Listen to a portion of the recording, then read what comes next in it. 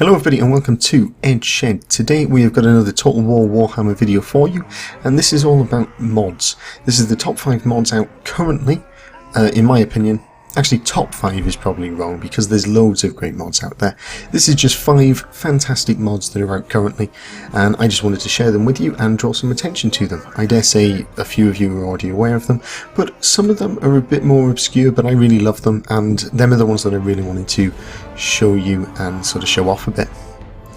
So the first one, or in fact the first 3 that we're going to see all together in the footage on screen, are the all-new Slayers, the better, thicker smoke mod, and the improved Dwarf war engines. Now we'll start with the all-new Slayers, because that's the one that I said first. And all-new Slayers will provide you with new units. They will provide you with the Troll Slayers, it will provide you with the Giant Slayers, it will provide you with the Dragon Slayers. Now the Troll Slayers are weaker than perhaps regular Slayers, but still just as ferocious, and they also come with, I believe, slightly more more dwarfs in a unit than a standard unit of Slayers would. You've then got the Giant Slayers, which are a lot tougher again, I believe slightly tougher than the regular Slayers are, and they are in a slightly smaller unit, but they're a fantastic unit, and they pack a really good punch, and a sort of mid-ground, mid-tier, very good Slayers to be using.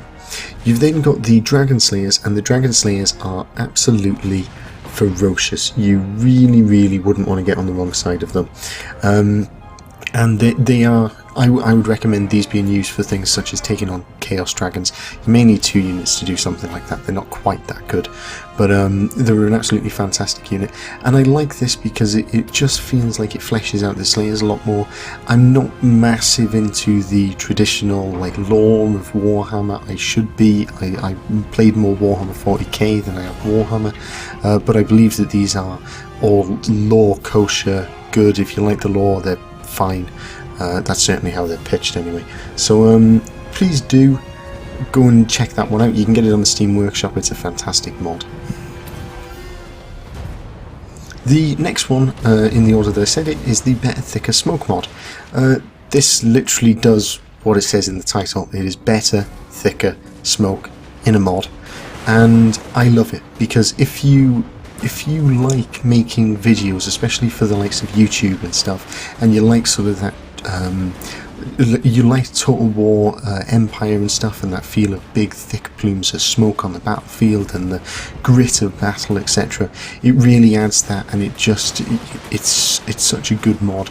It's lovely to watch, and really does add some more depth and grit to the battlefields. I would probably like the smoke to linger a bit longer. You know, I would like as the battle go on it to get more smoky, but I appreciate that a lot of computers, probably even mine, would struggle with coping with that many particle effects.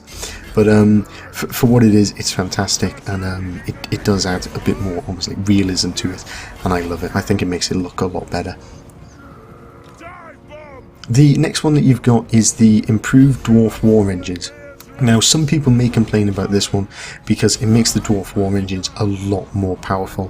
In this battle you'll see me taking place. I'm technically going to get my ass kicked if I was to auto-resolve it, and I don't do a very good job, and the thing that bails me out isn't my amazing general skills, it's the fact that the war engines pack a phenomenal punch. The flame cannons have a longer range, the gyrocopters do just more damage in general, and the cannons do more damage, the onager guns do more damage, everything does more damage, has better range, is far better than it is standardly, but if you've watched my dwarf overview video, you'll know that I really dislike how it feels like you're firing nerf artillery usually when you're using dwarf artillery. The onager guns are pretty good, but the reload rate on it is just appalling. So this I feel actually balances it as opposed to make it overpowered, but I dare say you're going to have a play around with it to see whether or not you feel that way. I would highly recommend it, but it's something that may not be to everybody's taste. Now, the next mod that we're going to take a look at is the Conquer Anywhere and Diplomatic Options. Now, I haven't really looked at the change to diplomatic options that this brings, but the Conquer Anywhere bit is the bit that I really love and I'm really excited about, because it makes...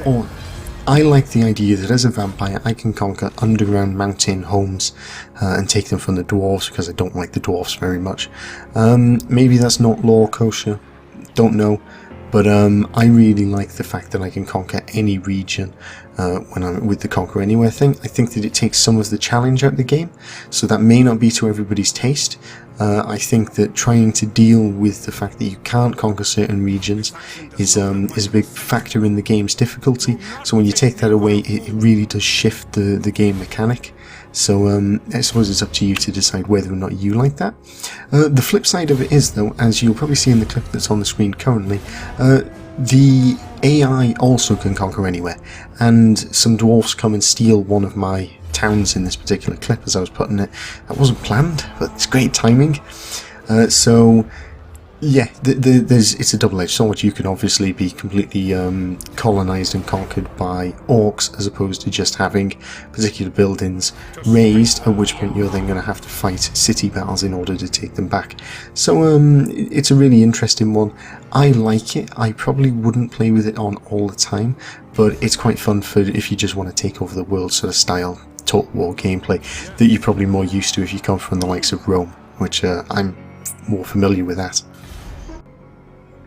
And the final one, and it's a really small change to the actual game and the game mechanics, but I think it's really useful, is the Vargulf is counted as a siege engine. So what it means is that in city battles where they've got walls, you don't have to spend 2 turns waiting for siege engines to be prepared. If you've got a Vargulf with you as the undead, you can instigate the battle immediately and use the Vargulf to smash down the wall. Very small change, as I say, but it's really, certainly if you're playing the vampire as Manfred von Carstein to start with, it's a very big change to the early game, because obviously he gets a Vargulf to start with, and so long as you're actually playing the battles yourself and you don't allow the Vargulf to die and you give it time to recover, then it's a massive boon and will allow you to blitz the map a lot quicker. I also think that this this is very fair. The Vargulf is a massive creature, and it is an unliving siege engine. It deserves the ability to just attack a city by itself if it wants to. It is horrendously big. I don't know if Giants can do this currently, but I would love to see this mod for Giants if they can't. It may be that they already can. I probably should have checked before doing the video, but just let me know in the comments if they can, and if not, go and make a mod so that they can, please, because I think that would be fair. So yeah, these are my top 5 5 great mods currently, and there are links to descriptions to link. There are links to all of them in the descriptions below. You can tell that this is all done in one take, and I didn't think my words through very well there. So hopefully you guys have enjoyed this video. Please do like and subscribe. There will be more videos like this, hopefully a bit better where I know what I'm saying, every Wednesday on this channel, as well as lots of other content. There's Guild Wars content on Mondays. I've got plans for other days of the week, but generally, hopefully the channel's growing very well, so please join us. Thank you for watching, and I will see you around.